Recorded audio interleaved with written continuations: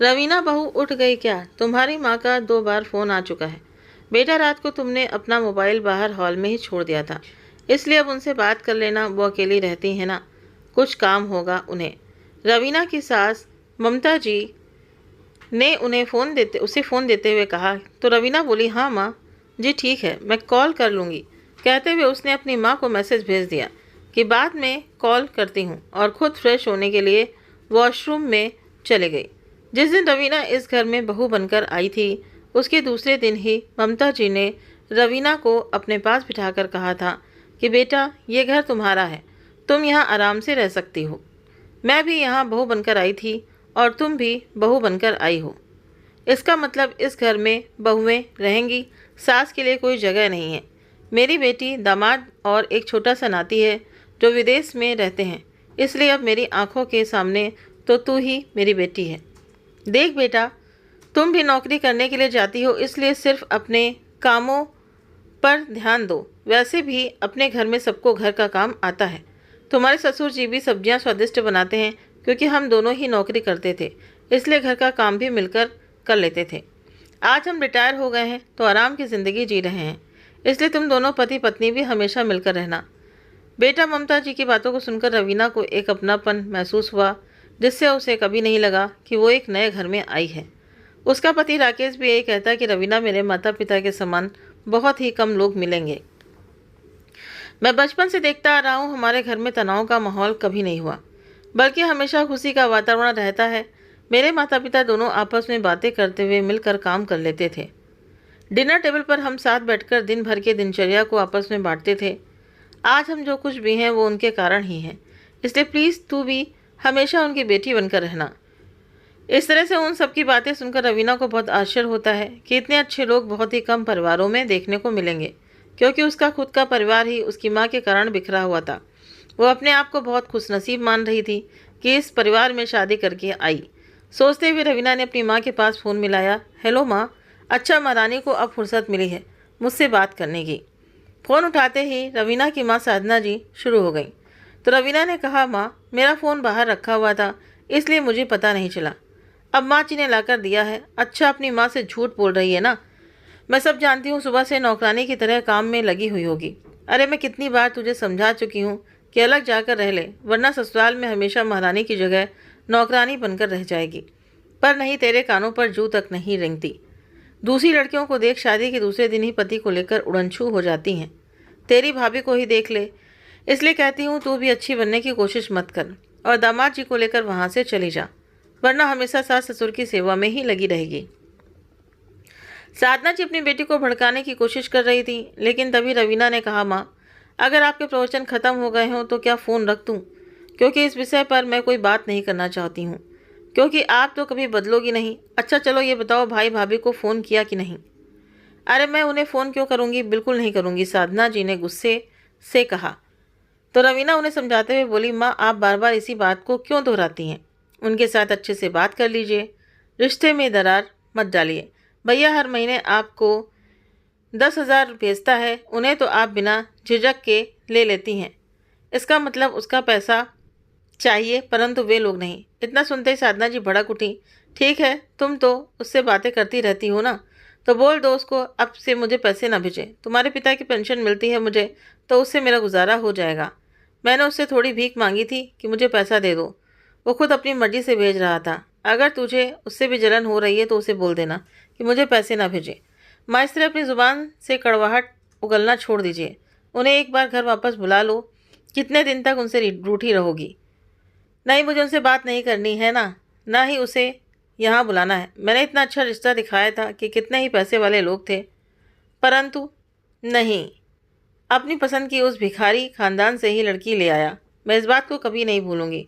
और हाँ, तुम्हारी सास ने भी शायद उनसे बातचीत की है, तुम्हारे भाई भाभी की बहुत तारीफ कर रही थी, इसलिए बोल रही हूँ। मुझे ज्ञान बांटने की बजाय अपनी सास को भी उनके बारे में बता, ताकि उन्हें भी सच्चाई का पता चले। ठीक है, अपने पिताजी के समान अच्छा बनने की कोशिश मत कर, कहते हुए साधना जी ने फ़ोन रख दिया। रवीना के सामने माँ को समझाना एक बहुत बड़ा चैलेंज बन गया था। खैर, नहा धोकर रवीना रसोई घर में गई तो ममता जी पहले से ही खाना बनाने की तैयारी कर रही थी। रवीना को देखते ही ममता जी ने कहा कि बहू, कल हम तुम्हारे मायके चलेंगे। समधन जी बेचारी अकेली रहती है ना, एक बार मिलकर आएंगे तो उन्हें भी अच्छा लगेगा। इसी बहाने तुम्हारा भी माँ से मिलना हो जाएगा, और हो सकेगा तो उन्हें अपने साथ अपने घर ले आएंगे। सास की बात सुनकर रवीना को क्या जवाब देना है समझ में नहीं आ रहा था। तभी ममता जी ने कहा, क्या हुआ बहू, तुम कुछ बोल क्यों नहीं रही हो? क्या तुम हमें अपने मायके नहीं ले जाना चाहती? नहीं नहीं माँ जी, ऐसी कोई बात नहीं है। ठीक है, हम सब लोग चलेंगे तो माँ को भी अच्छा लगेगा। सास को तो रवीना ने हाँ बोल दिया था, पर अंदर ही अंदर उसे चिंता खाई जा रही थी कि वहाँ जाते ही माँ सबके सामने अपने बेटे बहू की बुराई करना शुरू कर देंगी। इसे जल्दी से खाना खा पी कर उसने तुरंत माँ को फ़ोन करके बताया कि माँ, हम सब लोग कल आपसे मिलने के लिए आ रहे हैं। तो साधना जी ने कहा कि कोई बात नहीं, एक दिन की बात है, खाना बनाने वाली बाई को बुला लूँगी, काम हो जाएगा, तुम चिंता मत करो। तभी रवीना ने कहा, माँ एक बात कहूँ, बुरा मत मानिएगा, उन सबसे अच्छे से बात करना, कहीं उनके आते ही बेटे बहू की बुराई करना शुरू कर दोगी। अच्छा बेटी, तुझे अपनी माँ से ज़्यादा भाई की फिक्र हो रही है। नहीं माँ, ऐसी बात नहीं है, लेकिन फिर भी अपने घर की एक एक बात किस लिए सबके सामने बताना ठीक है? तुझे तो मैं हमेशा से बुरी लगती हूँ। कहते हुए साधना जी ने फ़ोन रख दिया। अगले दिन रवीना अपने पति व सास ससुर के साथ अपने मायके पहुँच गई तो साधना जी ने बेटी के ससुराल वालों की इतनी अच्छी आवभगत की जिसकी कल्पना रवीना ने सपने में भी नहीं सोची थी। जाते समय रवीना की आंखें भर आई तो ममता जी ने कहा, बेटा इतना छोटा दिल क्यों कर रही है, अपनी माँ को भी अपने साथ ही ले चलो। तो साधना जी ने जाने से साफ इनकार कर दिया कि फिर कभी आऊँगी। तभी ममता जी ने कहा कि आप कभी नहीं आती हैं, आपके बेटे बहुत दूर रहते हैं, इसीलिए बेटी के पास आते रहोगे तो आपको भी अच्छा लगेगा। तभी रवीना ने माँ को इशारे से कहा कि चुप रहो, कुछ मत कहना। थोड़ी देर बाद साधना जी से विदा लेकर चारों अपने घर की ओर निकल गए।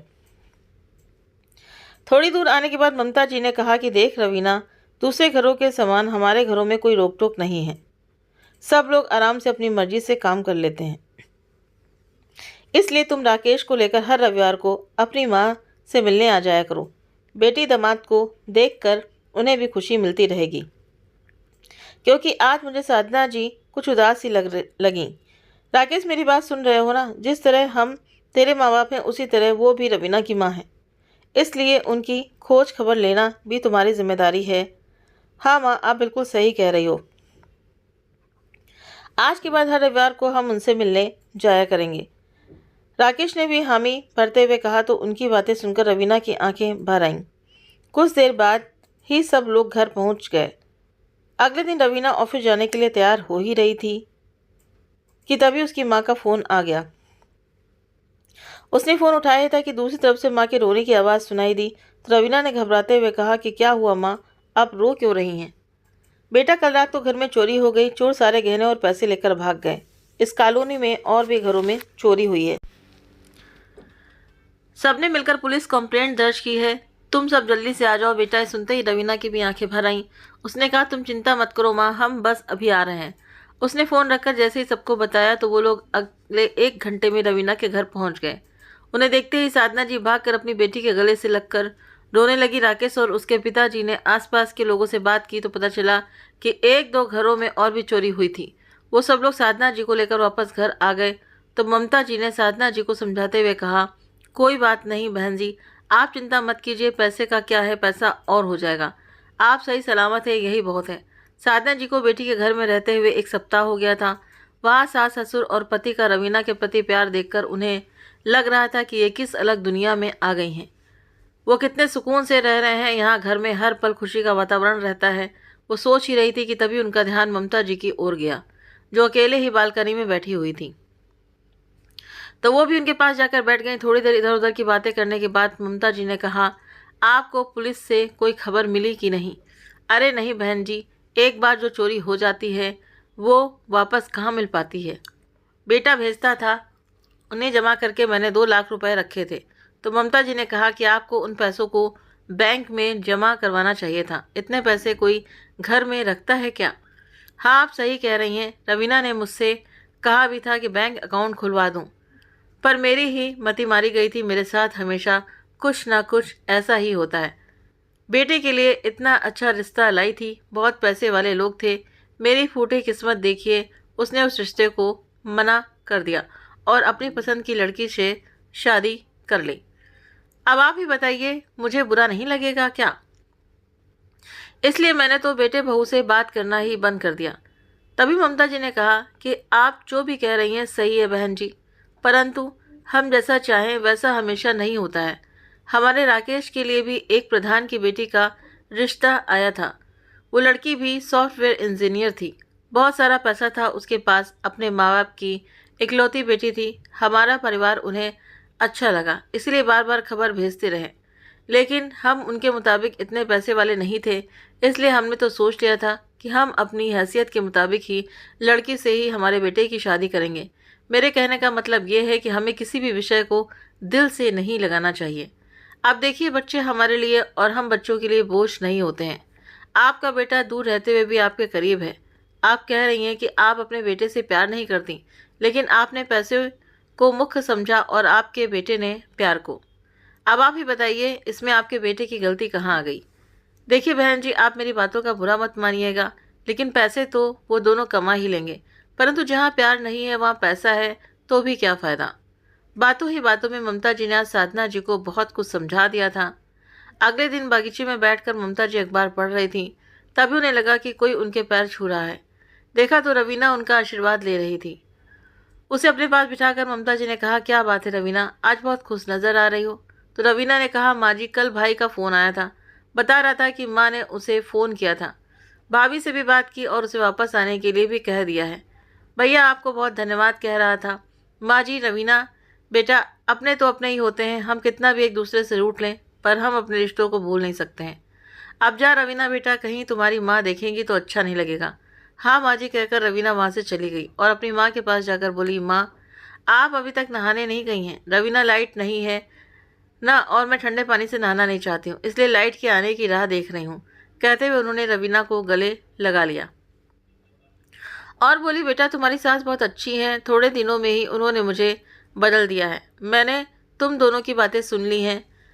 बेटी राकेश और उसके माता पिता सब बहुत ही अच्छे लोग हैं। तुम्हारा रिश्ता बहुत ही अच्छे घर में हुआ है। तुम सही कहती थी कि मुझे बेटा पसंद नहीं है, पर उसका पैसा बहुत पसंद है। आज मुझे अपनी सोच पर, अपने आप पर बहुत घृणा हो रही है, लेकिन अब मैंने सोच लिया है बेटा कि तुम्हारे भाई भाभी के आने के बाद मैं भी अपने परिवार की खुशियों को बरकरार रखूँगी। माँ की बात सुनकर आज रवीना भी बहुत खुश हो रही थी और मन ही मन अपनी सास को धन्यवाद दे रही थी। तो दोस्तों, आपको ये कहानी कैसी लगी कमेंट करके आप ज़रूर से ज़रूर बताएं। अगर आप सभी को कहानी अच्छी लगी हो तो प्लीज़ वीडियो को लाइक करें, शेयर करें और हमारे चैनल को सब्सक्राइब करना ना भूलें। मिलते हैं आप सभी से नेक्स्ट वीडियो में नई कहानी के साथ में। Thank you.